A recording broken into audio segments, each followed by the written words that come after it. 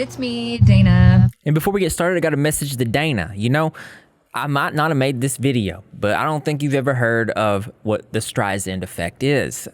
So when you DM'd me and subtly tried to threaten me into silence, which you're not the first creator to try to do something like that here on the internet, it really got me curious and wanting to look deep. And the things that I talk about in this video, most of it's from your own mouth. And then you started deleting things, like your Reddit. But don't worry, lucky for you, I actually was already researching you well before you did that. Now we're gonna go over her preemptive strike. I'm gonna kind of break it down and show you what was actually going on here and why you don't respond to things like this. Hey Rebzilla, I heard you might be considering a deep dive video on me, and I just wanted to reach out directly. You're absolutely welcome to cover me if you feel like it's worth your time.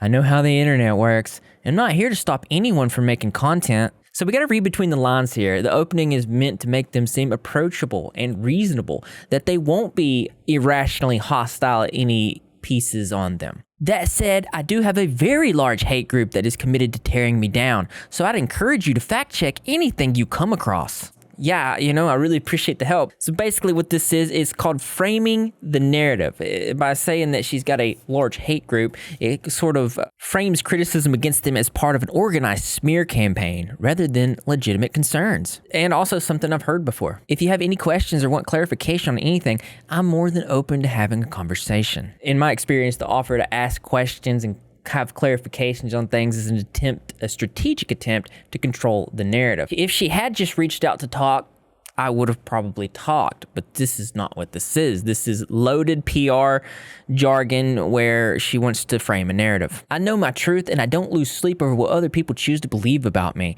If your video sticks to typical commentary, comedy, or normal internet hearsay, I'll take it in stride. But if anything is wildly inaccurate or defamatory, I do have legal representation that will get involved as necessary. While phrased diplomatically, the mention of legal representation is meant to be a threat. You don't want me to make this video, even though you say it won't bother you. By saying that you'll accept typical commentary, comedy, or internet hearsay in stride, you are attempting to influence my narrative, and obviously you have not watched any of my videos. Either way, I just wanted to extend the offer to chat. If you're interested, let me know. Dana here, SinnaBunny. This is not a reach out and talk to me. This is a PR and veiled intimidation. You're not open to criticism. You're trying to steer me away from it.